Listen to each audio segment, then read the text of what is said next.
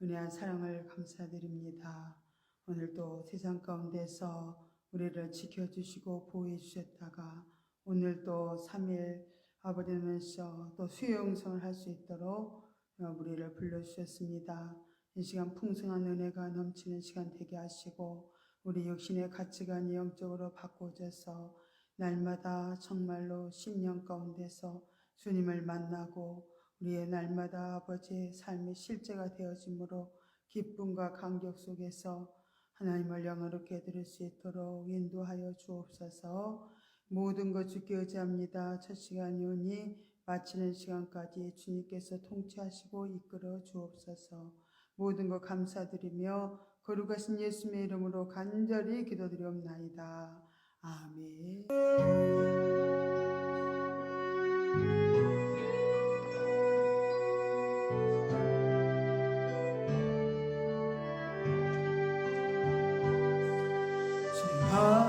안에서 조용히 눈을 감고 내 모습 보니 내 안에 자랑할 것 아무것도 없네. 고난이 또 너를 지나 사랑 알게 되었네. 주 예수의 은혜가 아니면 살 수 없는 인생인 것. 나의 약함을 십자가에 못 박아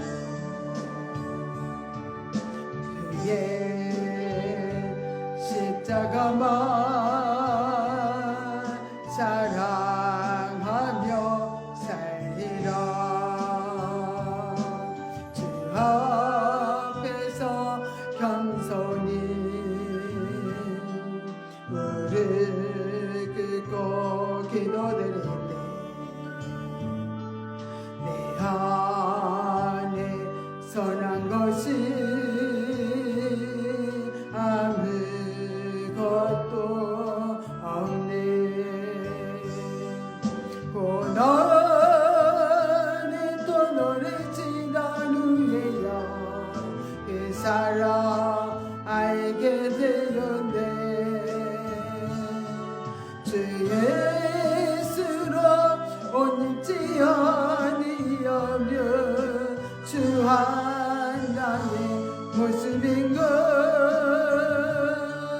나의 주님을 내 마음에 모시고 예수 이름만 찬양하며 살리라.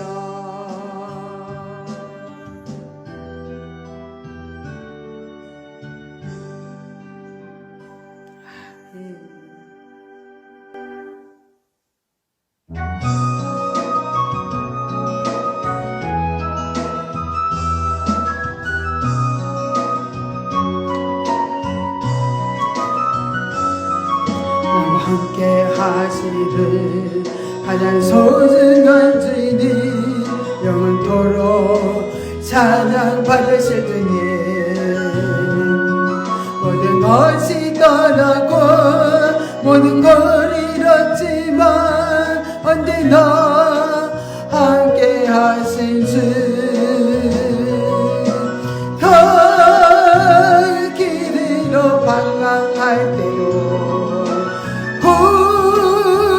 고통으로 눈물을 대도 걱정하지 말아라. 염려하지 말아라. 내가 내 형편을 알고 있느니라. 나 밖에는 너를 위로할 자 없고 나 밖에는 해결할 자 없나니. 믿고 기도하라.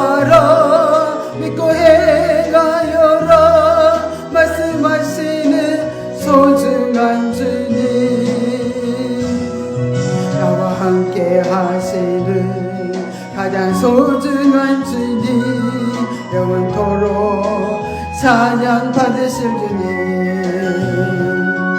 모든 것이 떠나고 모든 걸 잃었지만 언제나 함께 하신 주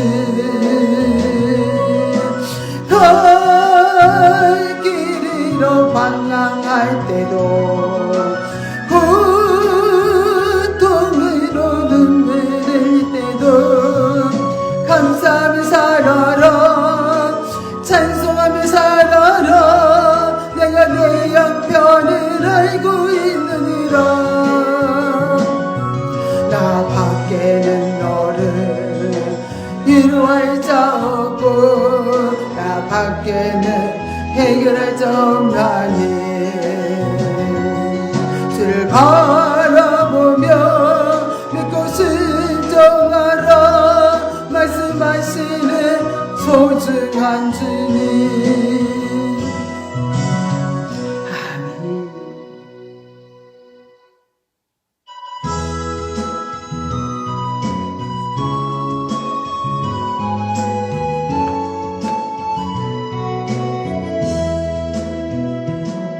내가 믿기만 한다면 오병이어의 이적이 내 삶 속에서 일어나리 내가 믿기만 한다면 여리고성 무너짐이 내 삶 속에서 일어나리 천지를 창조하신 하나님께서 불가능한 일이 있으며 천지를 다스리는 그 하나님은 무엇인들 못하실까 내가 믿기만 한다면 하나님은 일하시니 내 삶 속에서 일하시니 내가 믿기만 한다면 성경 속의 이적이 내 삶 속에서 일어나리 내가 믿기만 한다면 홍해가 갈라지듯이 내 삶의 이적이 일어나리 내가 믿기만 한다면 죽은 자 살아나듯이 내 삶에서 이적이 일어나리 천지를 창조하신 하나님께서 불가능한 일이 있으며 천지를 다스리는 그 하나님은 무엇인들 못하실까 내가 믿기만 한다면 하나님은 일하시니 내 삶 속에서 일하시리 내가 믿기만 한다면 성경 속의 이적이 내 삶 속에서 일어나리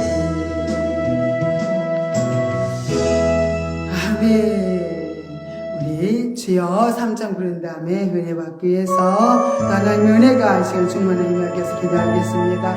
주여 주여 주여 할렐루야 할렐루야 고맙고 감사하신 하나님 아버지 우리 가운데 충만 임재하여 주시옵소서 아버지여 이 시간도 아버지 우리가 정말요 아버지의 영으로 주님을 만나기를 합니다 아버지 우리 심령이 아버지 연하면서 정말 영으로 아버지 영중심으로 주 이끌어 주셔서 무한히 아버지의 말씀을 깨닫고 아버지 그 아버지 정말로 그 뜻을 깨달을 수 있게 하여 주옵소서 아버지와 말겠는 곳에 주여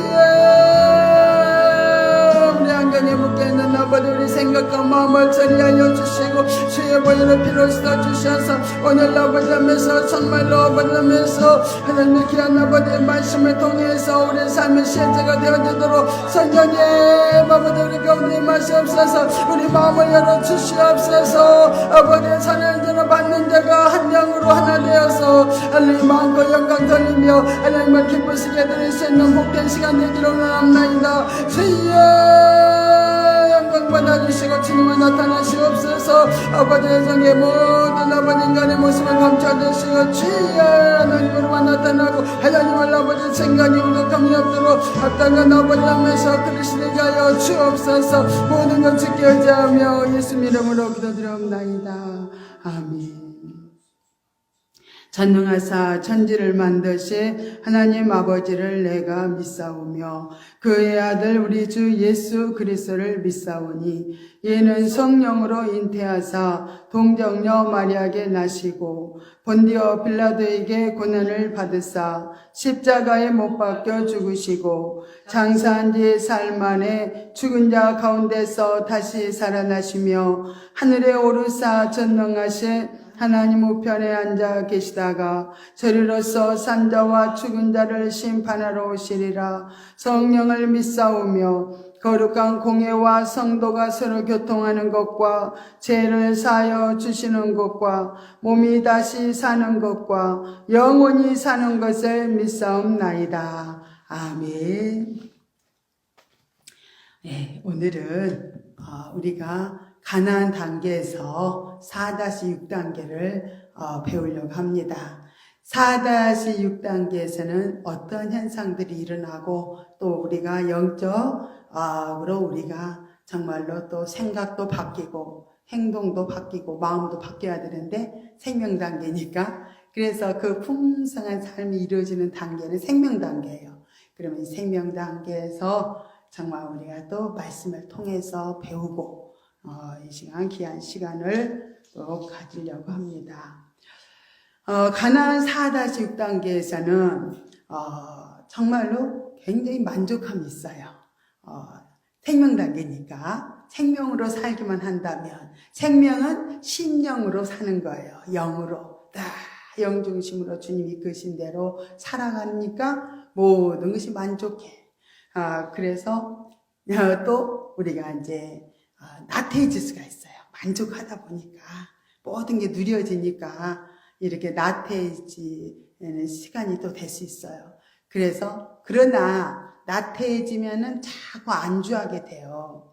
세상에 머물게 되고 그러다 보면 전진해서 앞으로 지금 달려갈 길이 너무너무 많은데 급한데 안주하다 보면은 우리가 후퇴할 수가 있어요.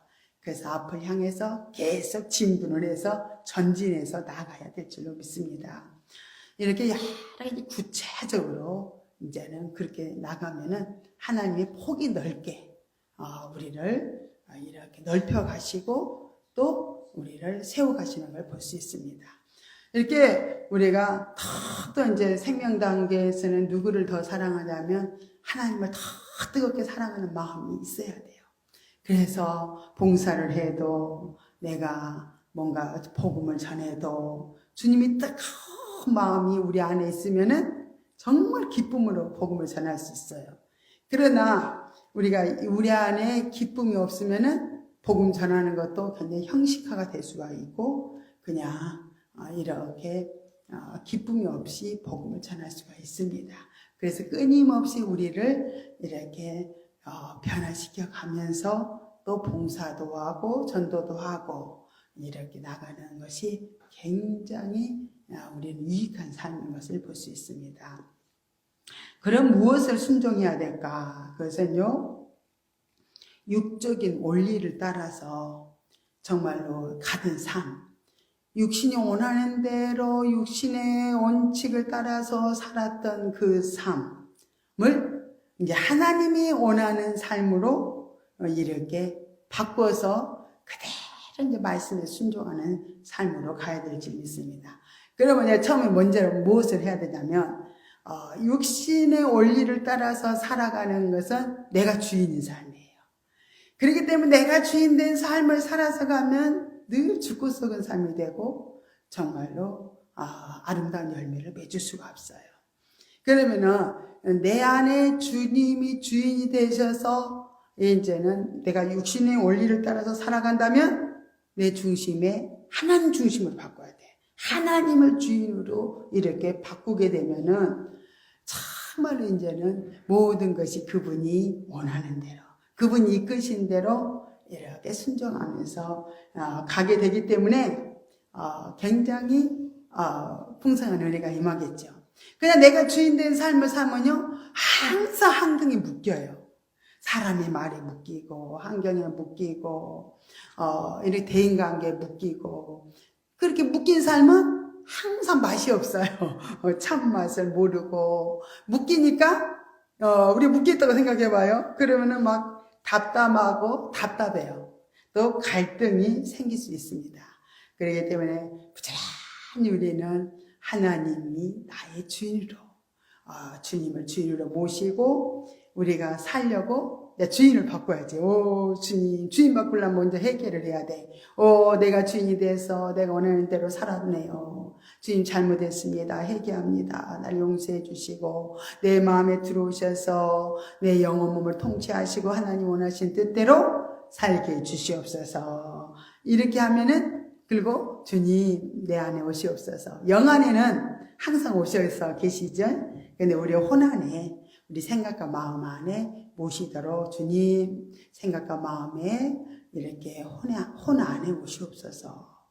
그렇게 모셔드리는 그 시간을 우리가 가져야 돼요.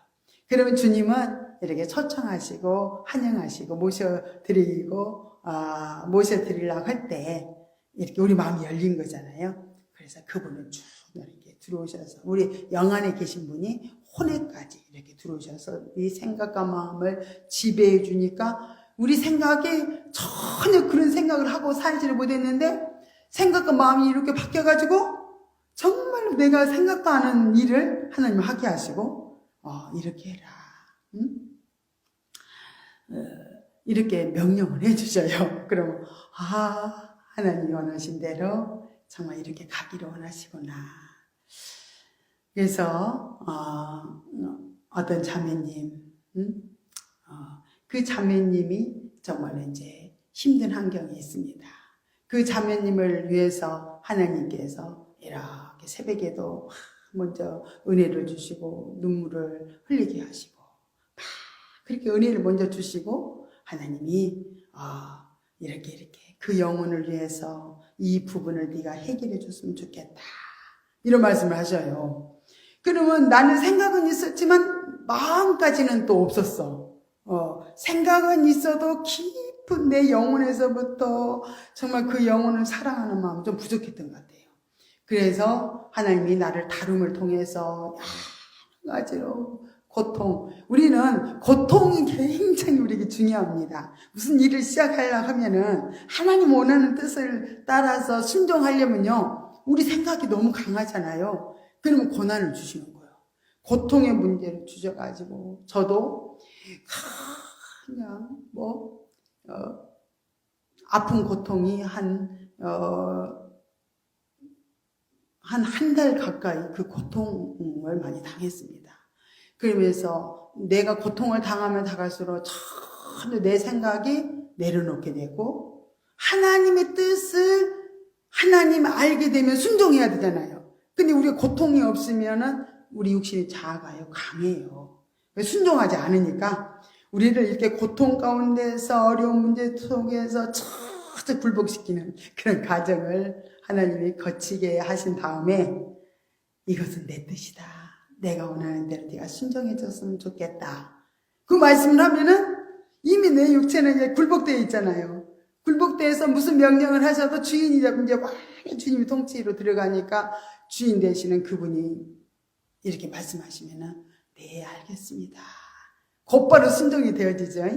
그렇게 순종하는 그런 일이 우리 매 순간 하나님께서 이루어 가신 것을 깨달으면서 뜻없이 이런 아픔과 고통이 우리에게 온 것은 아니구나. 아직까지도 내가 육신의 육신의 부분들이 내려놓지 못한 부분들이 있었구나. 그래서 더 폭이 넓혀지는 거야, 이제. 우리의 심령의 폭을 더 넓혀가지고 주님의 말씀에 무조건 순종할 수 있는 사람으로 하나님 만드시기 위해서 이런 고난을 허락하셨구나 하고 고난의 의미와 목적을 알면요, 우리가 그 고난도 그냥 감사로 다 받을 수가 있어요. 제가 이제 그 고난의 문제들이 막 해결이 되어지는 시점에서 하나님의 뜻을 이제 알았으니까 이 모든 거 다 풀어지겠구나. 내가 그냥 유체적인 질병이었어요. 제가 아픔이 좀 있었는데 그 부분을 하나님이 아침에 이거 다 하나님이 해결해 주시겠구나.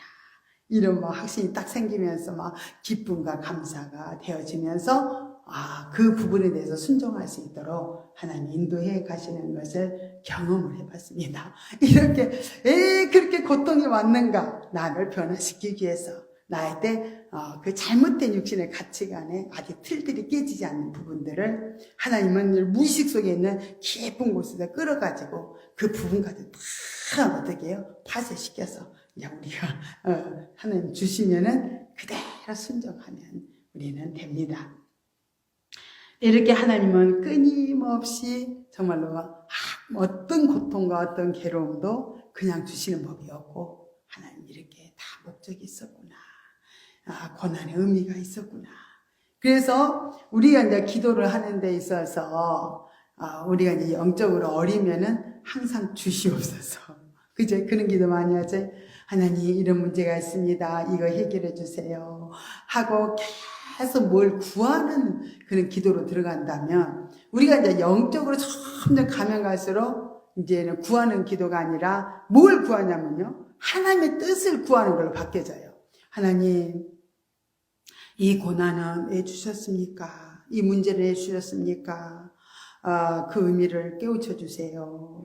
이러면서 계속 이제 하나님 제가 회개해야 할 부분이 있습니까? 계속 깨달아질 때까지 우리는 묻는 거예요. 묻고 가다 보면은 이제 깨달아져. 그게 이제 응답이 이루어진 거예요. 하나님이 그래 이 부분을 날 깨뜨리시는 그런 과정이었었구나 생각하니까 또 너무 감사하죠. 그죠? 우리에게 그토록 우리 관심을 가지시고 우리의 조금이라도 우리가 영적으로 살 수 없는 부분들을 하나님이 이렇게 고쳐가시고 깨뜨려 가신다는 걸 알면은 정말로 감사하죠. 그죠? 고통이 와도 감사한 거예요. 우리를 변화시켜 가시는 하나님의 축복입니다. 그게 축복이고 하나님의 지극한 사랑이라는 것을 알면 어떤 고통이 와도 감사로 이렇게 받을 수가 있게 됩니다. 이 단계도 끊임없이 성령의 인도와 그래서 지도를 이제 받아서 순종하는 거, 순종하고 복종하면서 나가면 정말 실제적인 삶은요, 이루어지는 거예요.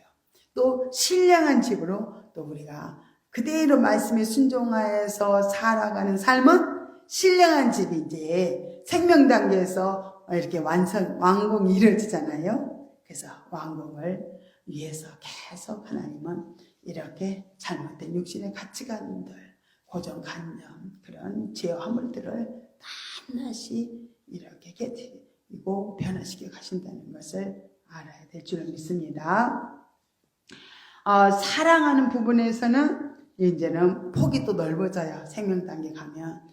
하나님만, 우리가 이제 영적으로 어려서 은혜 받고 아버지 사랑을 알게 되면은 그냥 보이는 것은 아버지밖에 안 보여.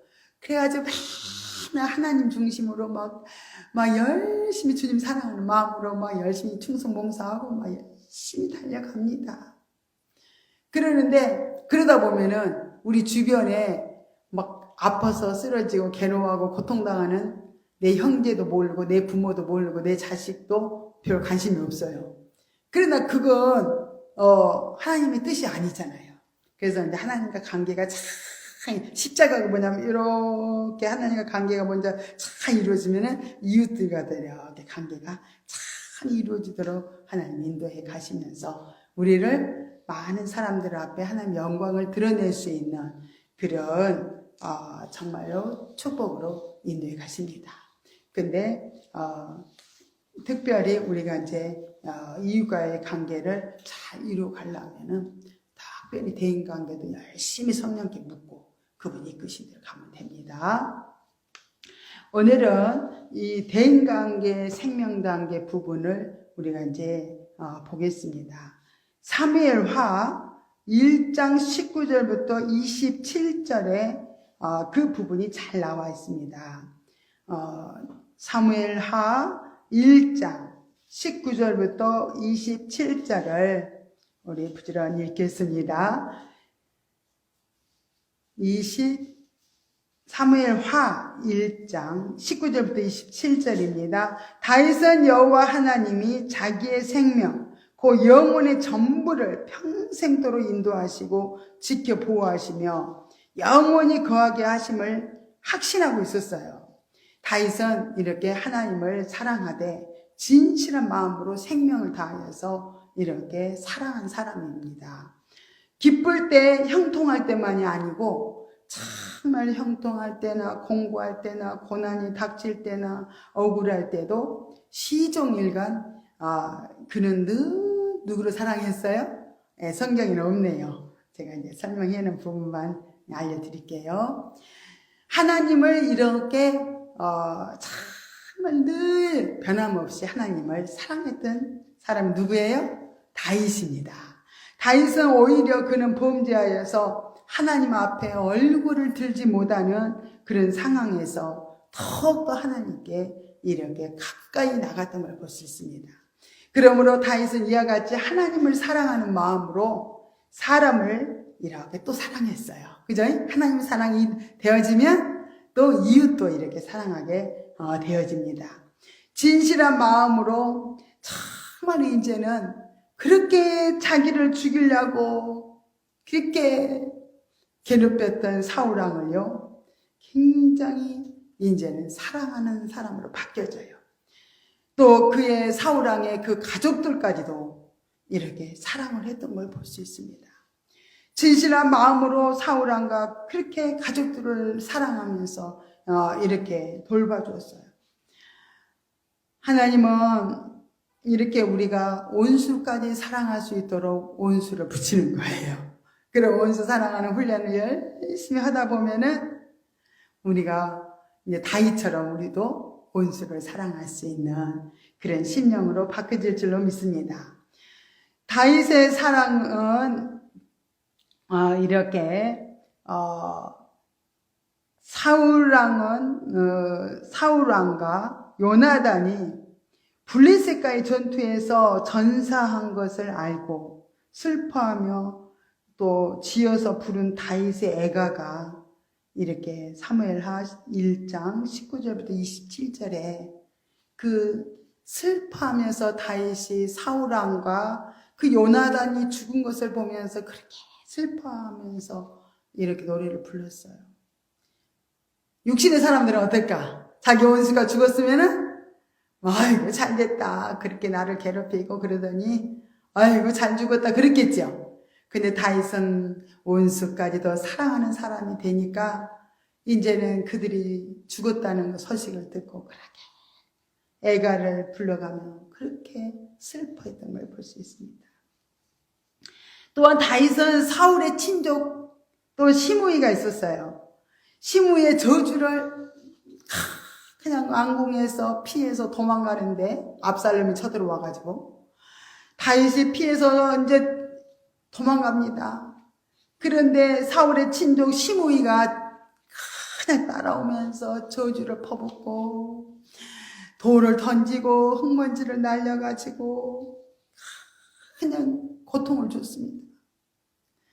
하나님 앞에 너무 슬퍼서 신발도 신지 않고 머리는 해치고 풀고 막 눈물로 기도하면서 도망을 가고 있는데 시므이가 그냥 막 저주를 하면서 돌을 던지고 흙먼지를 막 던지고 그렇게 고통을 줬지만은 영혼을 불쌍히 여기는 마음으로 그 저주를 넉넉하게 이렇게 받아들였던 걸 볼 수 있습니다. 다윗은 진정 이웃과 원수를 이렇게 사랑하는 정말로 승리자가 되었을 뿐만 아니라 온 이스라엘을 하나님이 주시는 또 지혜와 사랑으로 잘 다스리고 포용하는 그런 왕이 되었습니다. 오늘날 우리들에게도 이렇게 승리의 길은 열려 있습니다.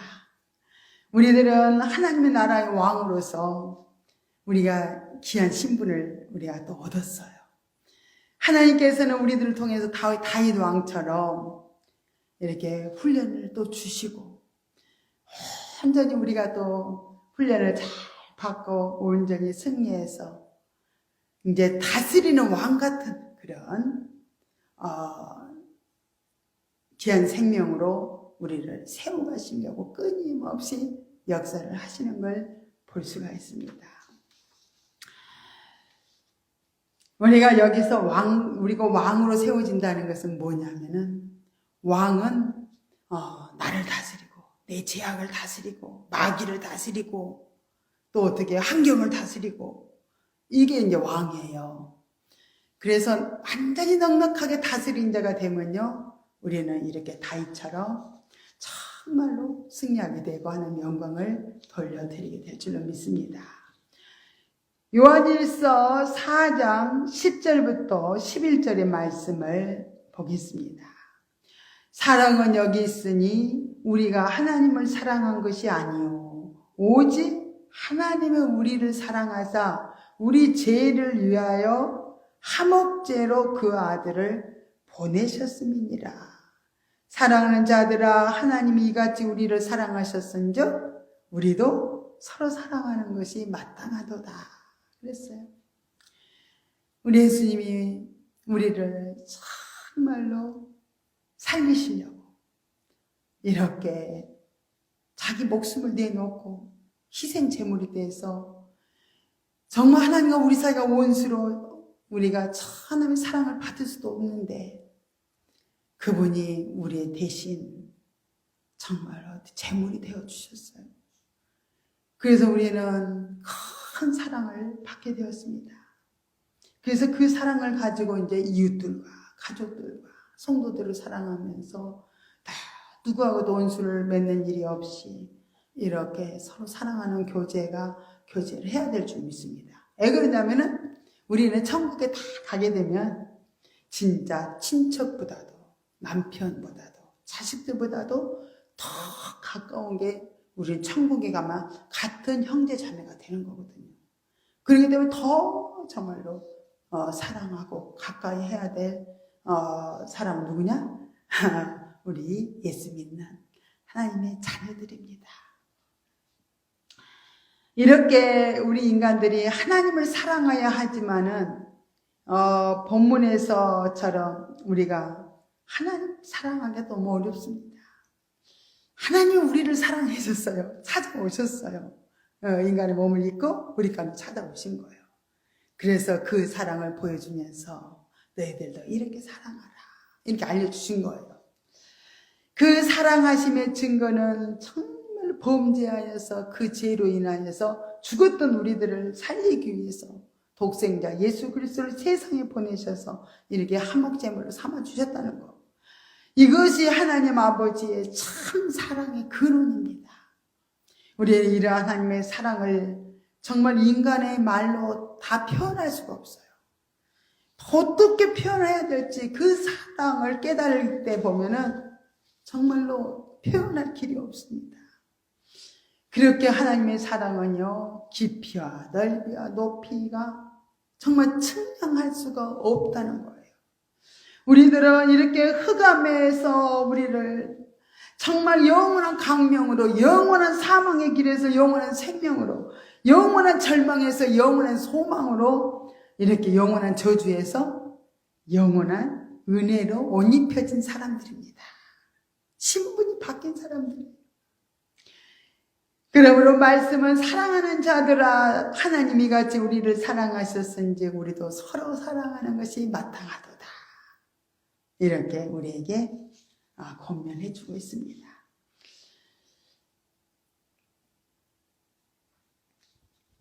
요한일서 2장 5절에서 보면 누구든지 그의 말씀을 지키는 자는 하나님의 사랑이 그 속에서 온전케 되었나니 라고 이렇게 말씀하고 있어요. 하나님에 대한 사랑은 그리스도의 말씀, 그 그리스도의 계명을 지키는 데서 완성되어진다는 거예요. 그의 계명, 그리스도의 계명을 지킴으로써만 그리스도와의 완전한 교제를 이룰 수가 있습니다. 하나님에 대한 사랑이 없는 자는요, 그리스도로 더불어서 이렇게 영적 교제를 가질 수 없어요. 그죠? 그래서 사도 요한은 이 사실을 설명하기를 이로써 우리가 저 안에 있는 줄 아노라. 우리가 정말 그분 안에 있다는 것을 우리도 알아야 된다는 거예요. 그분이 우리 안에 있으면은 도저히 우리를 사랑할 수 없는 사람이에요. 우리가 하나님의 계명을 지킬 수도 없는 사람들이에요. 그러나 그 계명을 지킬 수 있도록 우리 안에서 그분이 이끌어 주시는 거예요. 도저히 나는 순종 못해. 나는 손해보는 일은 못해. 이렇게 할 수 있어요, 우리 육신은. 그죠? 근데 우리 안에서 주님이 거하시면서 이 일을 좀 네가 좀 해주라. 이렇게 부탁을 하시는데 그 부탁 듣고 우리가 안 할 수가 있어요? 어떤 거라도 오케이죠, 오케이. 네, 알겠어요. 순종할 수 있는 마음으로 이렇게 바꿔주신 다음에 하나님 일하셔요.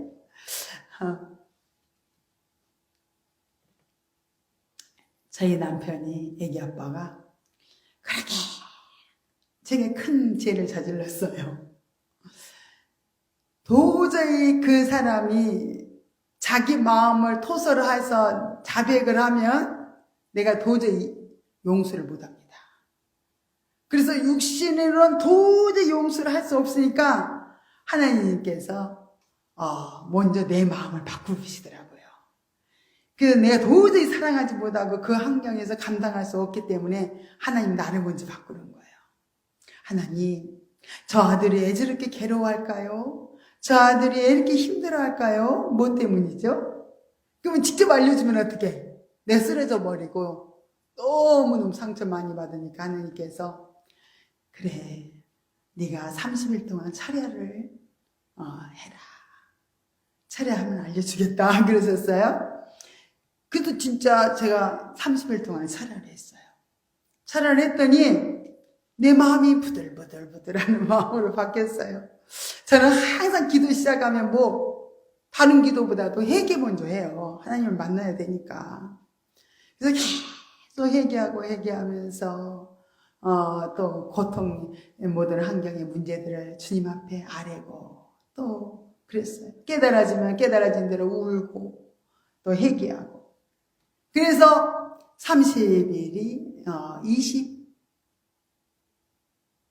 그때는 30일, 30일쯤이 되니까 하나님께서 그 본인이 다 잘못된 부분들을 실토를 하게 했어요. 다 실토를 할 때 내가 내 마음이 바뀌었잖아요. 심령으로 바뀌었어요.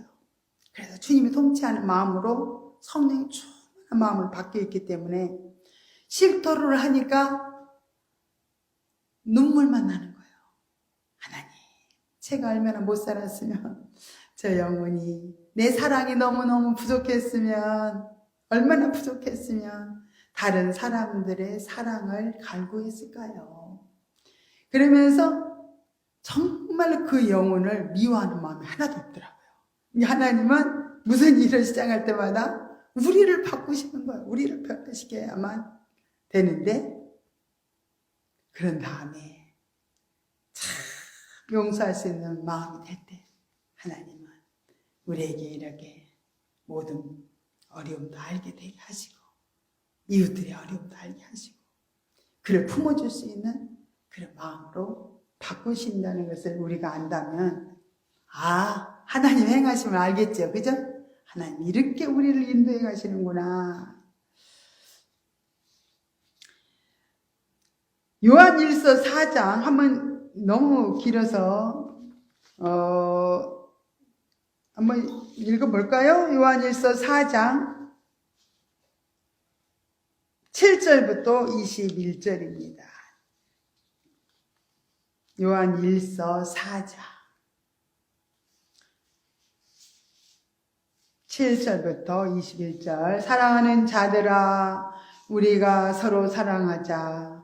사랑은 하나님께 속한 것이니 사랑하는 자마다 하나님께로서 나서 하나님을 알고 사랑하지 아니하는 자는 하나님을 알지 못하나니 이는 하나님은 사랑이심이라. 하나님의 사랑이 우리에게 이렇게 나타난 바 되었으니 하나님이 자기의 독생자를 세상에 보내심은 저로 말미암아 우리를 살리려 하심이니라. 사랑은 여기 있으니 우리가 하나님을 사랑한 것이 아니요 오직 하나님은 우리를 사랑하사 우리 죄를 위하여 화목제로 그 아들을 보내셨음이니라. 사랑하는 자들아 하나님이 같이 우리를 사랑하셨은즉 우리도 서로 사랑하는 것이 마땅하도다. 어느 때나 하나님을 본 사람이 없으되 만일 우리가 서로 사랑하면 하나님은 우리 안에 거하시고 그의 사랑이 우리 안에 온전히 이루느니라. 누구든지 하나님을 사랑하노라 하고 그 형제를 미워하면 이는 거짓말하는 자니 보는 바 그 형제를 사랑치 아니하는 자가 보지 못하는 바 하나님을 사랑할 수가 없느니라. 우리가 이 계명을 주께 받았나니 하나님을 사랑하는 자는 또한 그 형제를 사랑할지니라. 그래요. 우리 속에 이런 정말로 사랑하는 마음이 있어야 하나님 우리도 함께 하셔요. 하나님은 그분은 또 사랑이시기 때문에 정말 우리가 사랑하는 마음이 없이는 하나님과 우리의 또 연합도 이루어지지 않은 것을 알 수 있습니다. 정말 우리는 주님과 연합이 되었다면 정말로 용서할 수 있고 정말 우리를 아무리 괴롭히고 우리를 힘들게 하고 억울하게 했다 할지라도 다 용서할 수가 있어요. 그러면 오늘은 또 창세기 12장부터 우리가 36장 36장에서 이렇게 이제 영적 비유를 한번 이제 보려고 합니다. 아브람과 이삭과 야곱이 주인공으로 등장을 해요. 창세기 12장부터 36장에 보면. 그런데 흥미로운 것은 반드시 저마다 상대역이 있어요. 파트너가 있다는 소리예요. 사라에게는 누가 있었냐면은 하갈이 있었어요. 아브라함에게는 롯이 있었고 이삭에게는 이스마엘이 있었고 야곱에게는 에서가 있었습니다. 우리가 이 상대적 관계 속에 우리가 이제 들어가면 참 우리 파트너를 통해서 하나님의 뜻을 우리에게 알려주시잖아요. 또 하나님이 어떻게 섭리를 해 가시는지 이해를 할 수가 있어요.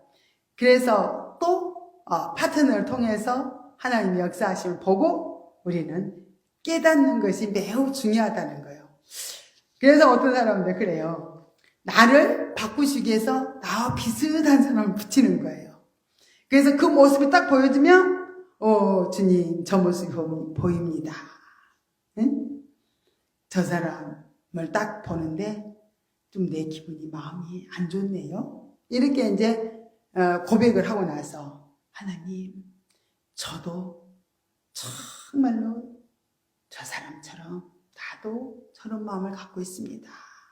저 영혼이 정말로 사랑하는 마음이 없네요. 그러면 주님 나도 사랑이 없습니다. 이렇게 항상 상대방을 보면서 나를 딱 볼 줄 알아야 돼. 그게 맞거울이라고 그러죠. 그래서 맞거울을 보면서 나를 보는 거잖아요. 거울을 보면서 여기 뭐가 묻었네? 이러면 닦으잖아요. 이런 것처럼 상대방이 거울로서 우리를 비춰주는 거예요. 그러면은 상대방의 적나라한 모습이 우리는 잘 보여줄 수 있습니다. 그래요? 우리도 이제 영적으로 많이 은혜를 받고 이렇게 영적인 안목이 열려지고 영적인 지각이 열려지면요 상대방을 너무도 잘 보여져요. 그런데 나는 잘 못 봐. 그러니까 하나님이 상대방을 통해서 우리를 보게 하시는 거예요. 그러면서 우리를 변화시켜 가시고 하나님 뜻을 따라서 살 수 있게 우리를 모든 것을 이끌어 가시는 것을 우리가 알아야 됩니다. 그래서 이때는 정말 상대방의 허물 또 통해서 우리를 끊임없이 회개하고 또 자아 처리하면서 우리는 정말로 또 받고 가야 되고, 또 여러 가지 사건과 환경 문제 속에서 하나님, 이 사건에 왜 붙였냐고 물어봐야 되죠. 그래서 여기서는 이제 대인관계를 말하니까 우리는 사람을 통해서 하나님이 파트너를 다 붙여요. 붙여서 우리를 잘 보게 하신다는 거예요. 그래서 감사해요, 안 감사해요? 보여져야만 우리는 바꾸질 수 있어요. 보여져야만 저게 내 모습이네? 그게 보여지면은 저 사람 왜 저래? 저 되게 교만한 사람이네. 막 이런 다음에는 우리는 안 바꿔지는 거예요. 주님, 저 사람을 보니까 되게 교만해 보여요. 그러면은 이제 내가 주님, 저 모습이 내 모습입니다. 나도 교만한 인간입니다. 교만할 수밖에 없기 때문에 예수님 십자가에서 피 흘린 거 믿어요. 주여 흘린 피 공로 의지하오니 나의 교만을 처리해 주시옵소서. 저 상대방의 교만도 치료하시고 회복해서 정말 변화시켜 주옵소서. 예수님 이름으로 기도드립니다. 아멘. 그래서 우리 자아처리를 하면서 나를 먼저 처리하고 상대방도 중보 해결을 해주면서 상대방의 죄화물까지도 우리는 어떻게 해요? 중보 해결해 줄 수 있는 사람이 되면은 나도 바뀌고 상대방도 바뀌어지는 거예요. 굉장히 귀하죠, 그죠? 갈라디아서 4장 21절에 보면 내게 말하라. 율법 아래 있고자 하는 자들아, 율법을 듣지 못하였느냐? 기록된 바 아브라함이 두 아들이 있으니 하나는 계집종에게서 하나는 자유하는 여자에게서 낳았다 하였으나 계집종에게서 육체를 따라 낳고 자유하는 여자에게서는 약속으로 말미암았느니라. 이 사건은 통칭 율법이라고 말해요. 그래서 지금 우리가 연구하는 창세기는 뭐예요? 율법이라고 말해요. 율법이라고 이렇게 해요. 그래서 우리가 역사적인 입장에서 이렇게 보면 율법은 이스라엘 백성을 출애굽시킨 다음에 어디서 주신 거죠? 시내산에서 율법을 받았죠. 이렇게 구약 시대는 하나님의 그 온시 계시를요 통해서 이미 하나님께서는 율법과 복음을 주신다는 사실이 알 수 있어요. 갈라디아서 4장 24절에 보면 이것은 이 앞에서 말한 사건들, 그게 비유니 이 여자들은 두 언약이라. 하나는 시내산으로부터 종을 낳은 자니 누구죠? 하가라. 이 하갈은 아라비아에 있는 시내산으로부터 지금 예루살렘과 같은 데니 저가 그 자녀들로 더불어 종노릇하고 여기서 시내산은 율법이다 그랬죠? 시내산으로 통해서 이렇게 율법이 주어진 것처럼 이렇게 하갈을 통해서 어떻게 해요? 육신으로 종을 낳았다는 거예요. 종. 그래서 시내산을 통해서 나온 것은 종이다는 거예요. 종. 그래서 이렇게 율법과 복음을 가리켜서 율법은 종을 가리켜요. 예. 그 다음에 또 복음은 뭘 가르쳐요? 복음은 예수 그리스도, 그죠? 은혜를 가리키는 거죠. 예. 그래서 26절에 보니까 오직 위에 있는 예루살렘은 자유자니 곧 우리 어머니라. 기록된 바 인태치 못한 자여 즐거워하라. 구르지 못한 자여 소리질러 애치라. 이는 홀로 사는 자의 자녀가 남편 있는 자의 자녀보다 많음이라 하였으니 형제들아 너희는 이삭과 같이 약속의 자녀라. 우리는 이삭과 같이 약속의 자녀예요. 약속의 자녀. 하나님의 말씀 복음으로 우리는 태어난 약속의 자녀들입니다.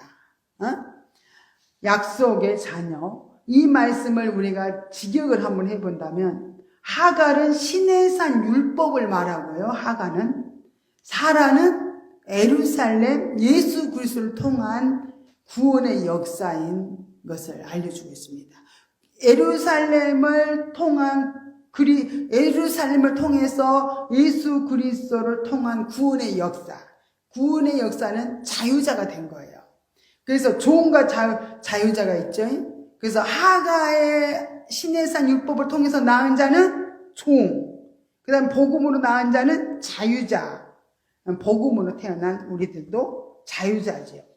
그래서 율법과 복음에 대해서 이렇게 말해주고 있어요. 그러면 하갈은 누구를 낳았죠? 하갈. 이스마엘을 낳았죠. 하갈은. 그 종을 낳은 것이다. 종을 낳았어요. 갈라디아에서 말하고 있는 율법을 지키고자 하는 자는 바로 제 종이다. 하갈을 통해서 종을 낳았잖아요. 율법을 지키고자 하는 하갈을 통해서 이렇게 종이 되었는데 하갈은 율법이다 그랬잖아요. 율법을 통해서 낳은 자는 종이 된다는 거야. 종이. 무슨 말인지 알겠지? 그래서 이렇게 제 종과 우리 자유하는 자유자를 통해서 낳은 복음으로 낳은 우리들은 정말로 하나님의 아들, 딸인 것을 볼 수가 있습니다. 그래서 내가 율법을 통해서 율법을 지키려고 하는 자는 제 종이 된다는 거예요. 율법은 죄를 어떻게 해요? 죄로 드러나게 할 뿐이다는 거예요. 율법을 잣대를 딱 대면은 저 사람은 율법을 안 지키네. 저 사람은 거짓말하고 있네. 저 사람은 도둑질하고 있네. 막 이렇게 율법은 뭘 가르쳐요? 율법은 살인하지 말라, 도둑질하지 말라, 간음하지 말라. 이렇게 율법을 딱 통해서 죄가 딱 드러나잖아요. 그러니까 율법은 죄를 드러날 뿐이지 율법이 어떻게 해요? 구원을 이룰 수 있어요? 구원을 이룰 수가 없기 때문이라는 거예요. 율법으로는 의롭다 할 육체가 아무도 없어요. 아무리 율법을 지켜서 내가 의롭게 돼야 되겠다.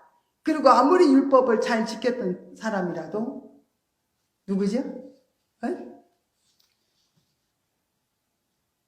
바울. 그죠? 아무리 율법을 통해서 흠이 없는 자라도 율법 못 지키는 거예요. 율법을 통해서 구원을 못 받는 거예요. 결국 율법을 통해서는 죄를 발견하고 나는 공고한 사람이로다. 이 사망의 몸에서 누가 나를 건져내랴 하고 탄식할 수밖에 없어요. 율법을 통해서 구원을 얻으려고 하면은 도저히 우리가 의로운 존재로 바뀌어줄 수가 없어요. 율법을 하나라도 지키지 않으면은 우리가 의롭게 되지를 못하거든요. 다 지켜야 돼요. 그래서 율법은 우리를 이제 율법을 못 지켰으니까 나는 이제 종이 되는 거예요. 그래서 율법은 종을 만든다는 거예요.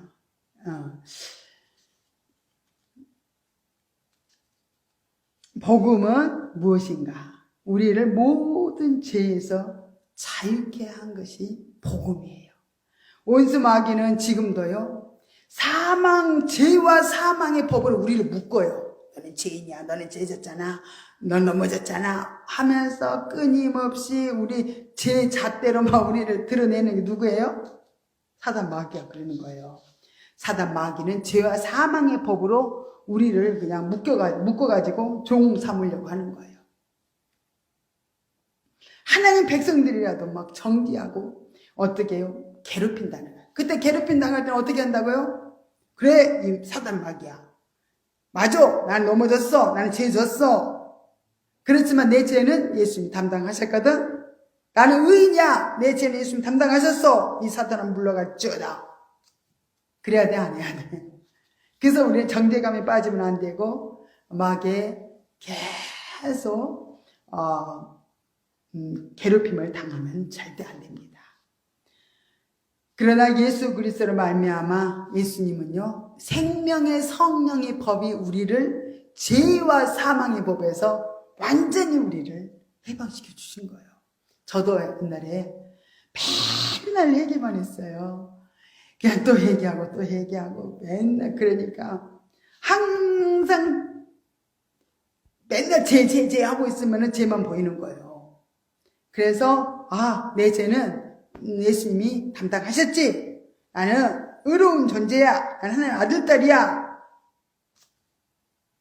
모든 죄에서 풀어주신 예수님을 우리는 드러내야 되는 거예요. 그분을 의지해서 우리는 나가지 않으면은 계속 사망의 법에 우리가 죄와 사망의 법에 묶이게 됩니다. 그래서 생명의 성령의 법이 우리를 죄와 사망에서 건졌다는 것, 해방시켰다는 것을 확고하게 돼야 돼요. 저도 이제 하도 맨날 제 하면서 맨날 제만 얘기하니까 어느 날은 주님이 이 안에서 너무 답답하셨나 봐요. 응? 성령께서 너무 답답하셔가지고 소리가 그냥 강력하게 소리가 막 들리는데 너는 죄에서 해방되었느니라. 깜짝 놀랄 정도로 강력한 소리가 이 속에 들렸어요. 그날 밤에는 제가 이 죄책감에서 완전히 자유하게 되면서 내 죄를 다 용서해 줬는데 나는 맨날 내 죄를 용서해 달라고 맨날 그랬구나. 그 맨날 죄책감에 시달리는 거 안 좋은 거예요. 우리는 예수님 앞에 담당시켰으면, 예수님이 담당하셨으면 우리는 이제 용서 받은 거잖아요. 그러면 용서 받았으면은 어제 지은 죄 용서 받았어. 그러면 오늘 지은 죄는 오늘 또 지은 죄만 회개해야 되는데 저는 그렇게 안 살았어요. 맨날 기도하면 어릴 때부터 살면서 지은 죄를 계속 고백하는 거야. 또 기도 들어가면 또 어릴 때부터 지금까지 살아왔던 죄를 계속 반복해서 이렇게 죄를 회개하고 있었어요. 그건 합당한 거 아니에요? 다 하나님 고백했으면 자백해서 내 죄를 회개했으면 용서를 받은 거예요. 받은 것을 믿어야 돼. 나는 믿지를 못했어요. 그게 얼마나 답답하셨겠어요. 저는 그때가 청년 때였어요.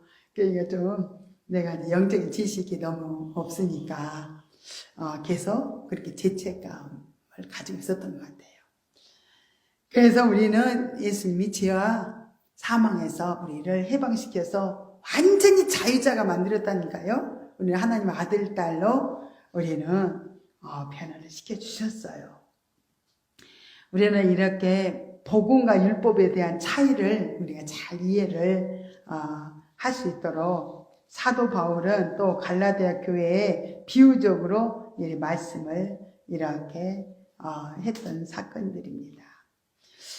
사도 바울이 갈라디아 교회에 편지하고 이렇게 있었어요. 특별히 율법을 지키는 사람은 복음에서 완전히 끊어진 자이다. 율법을 자꾸 그때 당시에도요, 갈라디아 교회도요, 복음을 지켜야 된다. 아니, 복음이 아니라 뭐지? 율법을 지켜야 구원 얻는다. 의롭게 된다. 할례를 받아야 된다. 막 그런 사람들이 있었어요. 그러니까 사도 바울이 단호하게 복음에서 율법을 지키려는 사람은 복음에서 완전히 끊어진 자이다. 복음 안에 못 들어온다는 거예요. 그래서 갈라디아서 4장 29절에 보면 그러나 그때 육체를 따라 난 자가 성령을 따라 난 자를 핍박한 것 같이 이제도 그러하도다. 이것은 누구를 말하는가? 창세기 21장 9절에 보니까 이스마엘이 희롱을 했어요. 누구를? 이삭을 막 희롱했어요. 희롱하는 사건이 나오는데 사라가 본즉 아브라함의 아들 애굽 여인 하갈의 소생이 이삭을 희롱하는지라 말씀하고 있죠. 그래서 오늘날도 육체를 따라 난 사람이 성령을 거듭나지 못하고 성령의 은혜를 받고 변화되지 못한 사람들은요, 우리들을 계속 이상한 사람이라 그래, 그죠? 유별을 떤다. 무슨 기도도 저렇게 막 소리 질러야 되냐. 그냥 요란하다. 핍박해야 하네요. 그래서 육체의 사람들은 우리가 영적으로 변화되면 잘 이해를 못해서 이렇게 정죄 판단을 해요. 근데 몰라서 그러는 거죠, 그들도 변화되면은 이제는 안 그러겠죠, 그죠? 갈라디아서 4장 30절에서 31절에 그러나 성경이 무엇을 말하느뇨? 계집종과 그 아들을 내어 쫓으라. 계집종의 아들이 자유하는 여자의 아들로 더불어서 유업을 얻지 못하리라 하였느니라. 그런즉 형제들아 우리는 계집종의 자녀가 아니요 자유하는 여자의 자녀이니라 이렇게 하였습니다. 그래서 율법으로 말미암은 그렇게 난 종과 복음으로 말미암아 얻은 자에는 그 큰 차이가 있다는 거예요. 차이가. 그래서 육체로 난 자와 성령으로 난 자를 우리가 잘 구분을 해야 돼요. 그래서 하늘의 유업을 받을 자는 뭘 통해서 난 자일까요? 율법을 통해서 난 자? 복음을 통해서 난 자가 하늘의 유업을 받지. 육체를 따라서 난 자, 종으로, 아직도 종로로 타면서 살아가는 육체를 따라서 낳은 자와 상속을 같이 하늘의 유업을 못 받아요. 못 간다는 거죠. 그죠? 육체를 낳은 자들은 완전히 회개해서 복음으로 이제는 바꿔지지 않으면은 같이 하늘의 유업을 얻지 못한다는 것을 분명히 말씀하고 있습니다. 창세기 15장에 보니까 아브라함에게 하시는 하나님 말씀이 나오는데 2절에 아브라함이 가로되 주 여호와여 무엇을 내게 주시려나이까 나는 무자하오니 나의 상속자는 이 다메섹 엘리에셀이니이다. 아브라함이 또 가로되 주께서 내게 씨를 주지 아니하셨으니 내 집에서 길리운 자가 나의 후사가 될 것이니이다. 여호와의 말씀이 그에게 임하여 가라사대 그 사람은 너의 후사가 아니라 내 몸에서 날 자가 내 후사가 되리라 하시고 그를 이끌고 밖으로 나가 가라사대 하늘을 우러러 무뼈를 셀 수 있나 보라. 또 그에게 이르시되 내 자손이 이와 같으리라 하신 것과 같이 하나님은 아브라함에게 놀라운 축복에 대해서 비전을 주셨어요. 아브라함이 그 말씀을 믿는 것을 보면서 그것을 의로 여겼더라 그렇게 하나님 말씀하셨습니다. 우리들도 예수 그리스도를 믿고 그분께로 우리가 돌아와서 참 우리가 회개하고 용서를 받으면 우리가 이제 하나님 자녀로 하늘의 유업을 받아 누리는 자가 됩니다. 그래서 우리가 이렇게 놀라운 은혜를 받은 것은 우리의 무슨 행위로 받은 게 아니라 뭔가 선한 일을 많이 해서 헌금을 많이 해서 받은 것이 아니라 하나님의 은혜로 우리가 구원을 얻은 거예요. 우리는 하나님 말씀을 믿으면 정말 이렇게 의로운 존재가 되어서 우리가 정말 이제 의로운 존재는 하나님 말씀을 따라서 사는 존재로 살아가게 된다는 것을 알아야 될 줄로 믿습니다.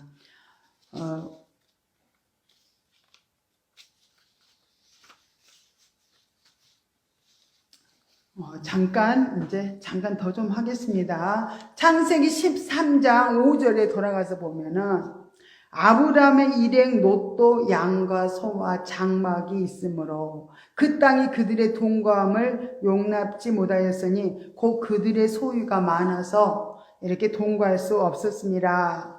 그러므로 아브라함의 가축의 목자와 롯의 가축의 목자가 서로 다퉜어요. 다투고 또 가나안 사람과 브리스 사람과 브리스 사람들도 그 땅에 이렇게 거하였다 그렇게 말씀했어요. 아브라함에게 롯에게 이르되 우리는 한 골육이라 너나 나나 내 목자나 서로 다투게 말자. 내 앞에 온 땅 있지 아니하냐? 나를 떠나라. 내가 자하면 나는 우하고 내가 우하면 나는 자하리라. 다투는 거예요. 롯에 막 너무 풍부하니까 양과 소와 장막이 막 있고 막 풍부하니까 땅은 좁은데 그러니까 롯의 그 양을 치는 목자들과 또 아브라함의 목자들 이렇게 막 다툼이 벌어졌어요. 그래서 롯에게 롯아 눈을 들어봐라. 저 여단들을 보라. 소알까지 온 땅에 물이 넉넉하니 여기서 네가 이제 선택해서 가거라 이렇게 말씀을 한 거예요. 그래서 롯이 눈을 들어서 보니까 요단들을 바라본 즉 소알까지 온 땅에 물이 넉넉하니 여호와께서 소돔과 고모라를 멸하시기 전이었는고로 여호와의 동산 같고 또 애굽 땅과 같았더라. 애굽 땅은 그냥 풍요로운 땅이잖아요. 이 말씀은 아브라함이 내가 우하면 나는 자하고 내가 자하면 나는 우하겠다고 하는 얘기를 한 후에 조카 롯이 소돔과 고모라 일대를 이렇게 다 바라보는 장면이에요. 그래서 항상 육신의 사람은 보는 존재로 살아가요. 쫙 보면서 야, 저 땅 너무 좋다. 그래서 좋은 땅만 딱 보고 선택을 했어요. 그래 이렇게 결국 그 남은 땅은요 굉장히 황폐한 땅이 돼요.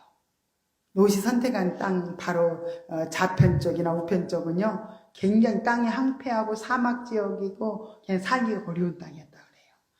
그럼에도 불구하고 이 아브라함은 이렇게 먼저 선택을 하도록 양보를 했던 걸 볼 수 있어요. 롯은 이렇게 자기 눈으로 보았기 때문에 너무 아름다워서 이렇게 선택을 했습니다. 그러나 그 아름다운 땅을 롯이 차지하고 산 건 아니에요. 롯이 다 떠나가고 난 다음에 하나님께서 아브라함에게 나타났어요. 하나님께서는 너희들은 친척을 떠나라고 옛날부터 그러셨잖아요.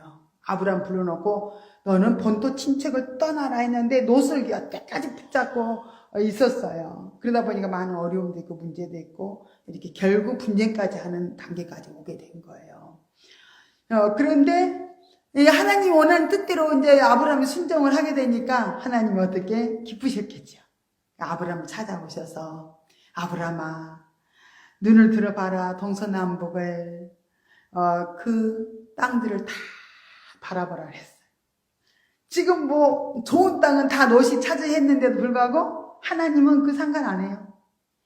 아브라함에게 동서남북을 보면서 내가 미래에 이 모든 것을 너에게 주겠다. 너희 후손들에게 주겠다.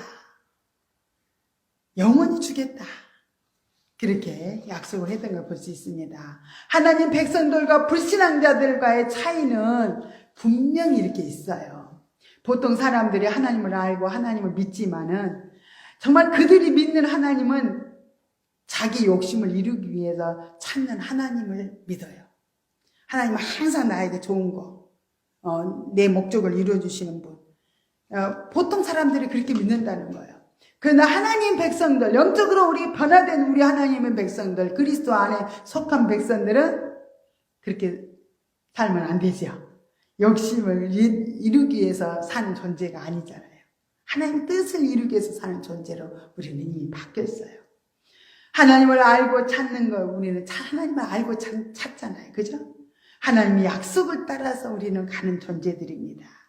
그래서 하나님의 약속을 믿고 그대로 순종해서 우리가 하나님의 뜻을 이루어드는 그런 사람들에게는요, 하나님이 놀랍게 축복을 하신다는 거예요.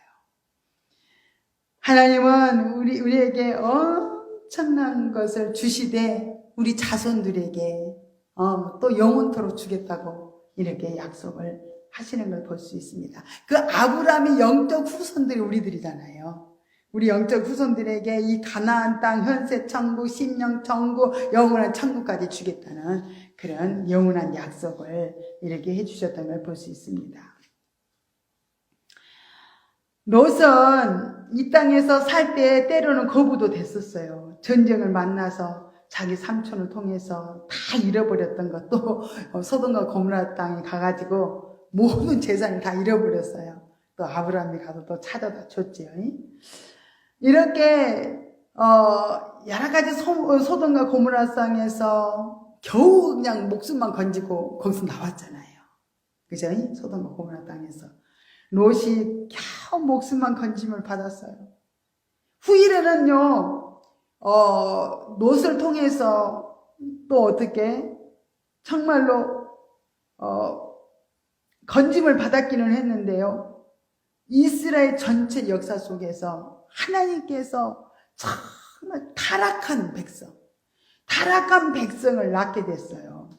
그 딸을 통해서 모압과 암몬이 태어났습니다. 롯의 딸들을 통해서 모압과 암몬이라는 두 종족을 이루었는데 그 두 종족들은 늘 하나님의 백성들의 대적자들이 되었어요. 그 육체로는 늘 대적할 수밖에 없죠. 우리 육의 생각과 영의 생각은 늘 반대예요. 서로 대적하잖아요. 우리 안에서도 끊임없이 영과 육이 싸움이 있죠. 그죠? 이 싸움이 있는 것처럼 이렇게 끊임없이 이스라엘 백성들과 모압과 암몬이 이렇게 싸움을 했어요. 결국은 이렇게 싸우면서 결론적으로는 하나님의 대적자가 돼서 그들은 정말로 버림받을 수밖에 없는 영원한 멸망을 받고 저주 아래에 놓이게 됐다는 걸 우리가 볼 수가 있습니다. 이렇게 아브라함의 경우 하나님의 약속하신 그대로 이스라엘 백성들은 400년 동안 이방의 객이 되었어요. 출애굽하고 강야를 거쳐서 약속의 땅 가나안 땅을 완전히 정복하고 다스리고 소유할 수 있도록 하나님께서 허락을 해주셨지요. 그래서 그 아브라함의 후손들이 다 어디로 들어갔어요? 가나안 땅. 아까 롯이 보았던 그 좋은 땅, 가나안 땅 모든 전부를 다요 아브라함의 후손들에게 준 거예요.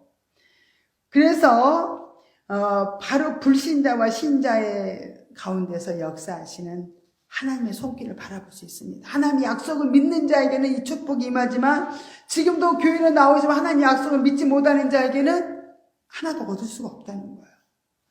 우리는 지금까지 아브라함처럼 순종하면서 정말 복을 받는다고 믿으면서 정말 이렇게 살아왔어요. 그러면서 그런 육신적인 축복도 받을 때가 있었어요.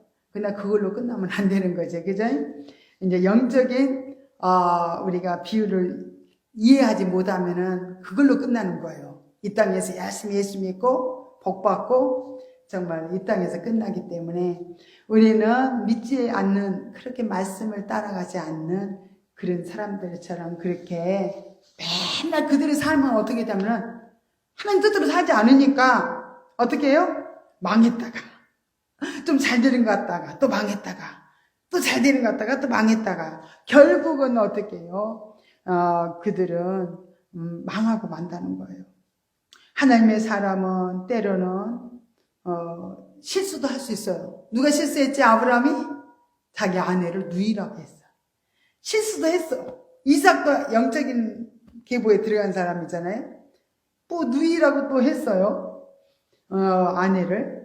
이렇게 속임도 하고 실수도 하고 망신도 당하고 그렇지만은 결국적으로는 하나님이 끝까지 우리는 넘어지면서 가는 거예요. 영적인 길은, 거룩한 길은. 그래서 우리는 이렇게 넘어지면서 가지만 그래도 하나님 말씀을 이루려고 우리 애를 쓰면서 우리가 살아가는 훈련을 열심히 받다 보면 우리도 훌륭하게 하나님 약속을 따라서 사는 존재로, 영적 존재로 바꿔질 줄 믿습니다.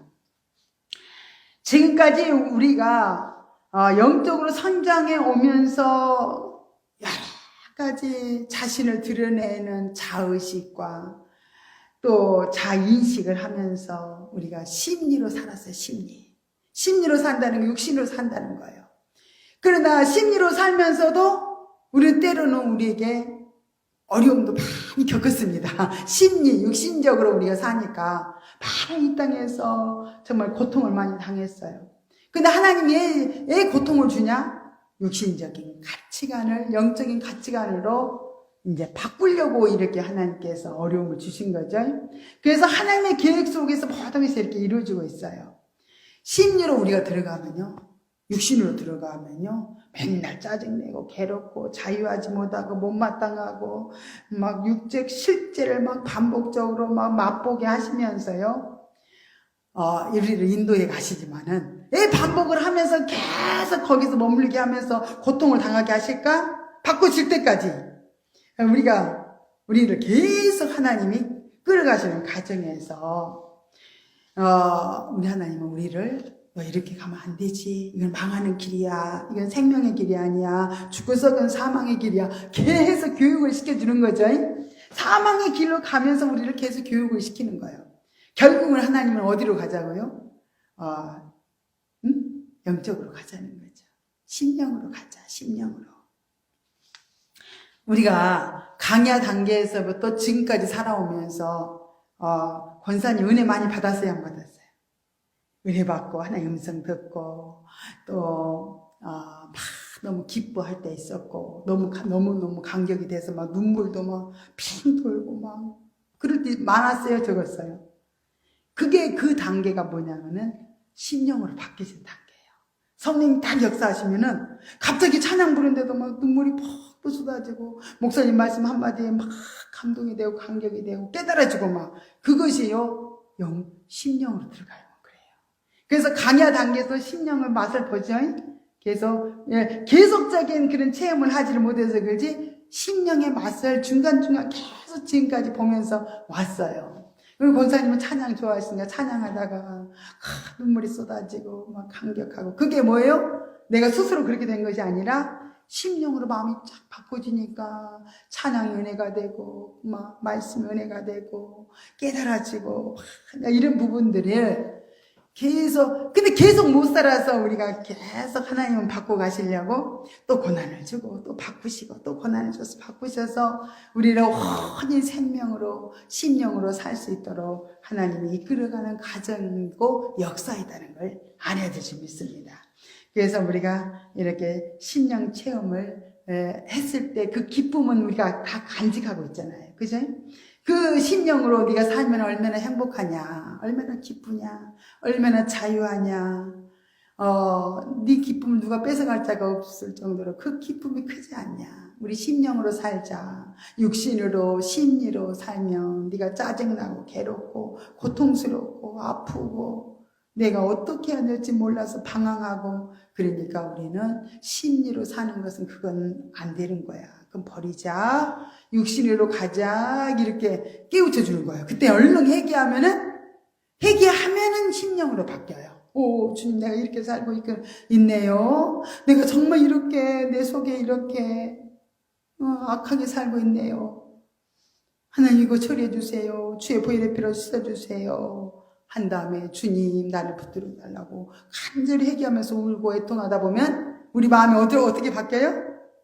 심령으로 싹 바뀌어져. 그러면 주님과 교통이 계속 이루면서 우리가 이렇게 살게 됩니다. 이런 체험을 통해서 끊임없이 계속적으로 이렇게 이끌어 가시는 것은 너와 내가 지금 동행하자, 같이 살자.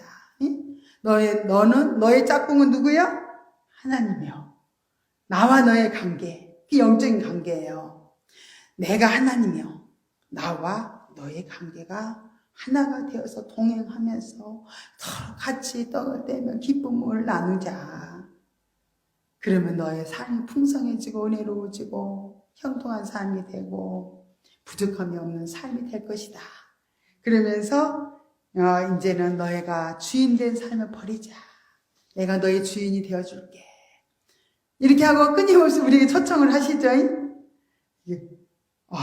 저도 그런 음성을 많이 들었습니다. 주인을 바꾸라. 그래도 또 어느 정도 가다 보면 또 내가 주인이 되어서 주님을 또 기쁘시게 해드리지 못하고 육신에 매어서 종로를 타면서 이렇게 하나님 마음 많이 아프게 해드렸어요. 그러나 우리는 정말 하나님의 그 깊은 뜻을 이제 알았어요. 심리로 살지 말고 심령으로 나와 교통하면서 그 영적인 복을 누리면서 나와 동행하자는 간절한 아버지의 그 음성을 이 시간 듣고 나간다면 정말 우리가 큰 은혜가 임할 줄로 믿습니다. 지금 금방이라도 바꿔줄 수 있어요. 심령으로 바꿔줄 수가 있습니다. 마음만 돌이킨다면 회복을 시켜주실 줄 믿습니다. 할렐루야. 고맙고 감사하신 하나님 아버지 은혜와 사랑을 감사드립니다. 하나님 아버지, 우리는 하나님 말씀을 이렇게 폭넓게 알지 않으면 우리가 정말로 변화되기가 너무 어렵습니다.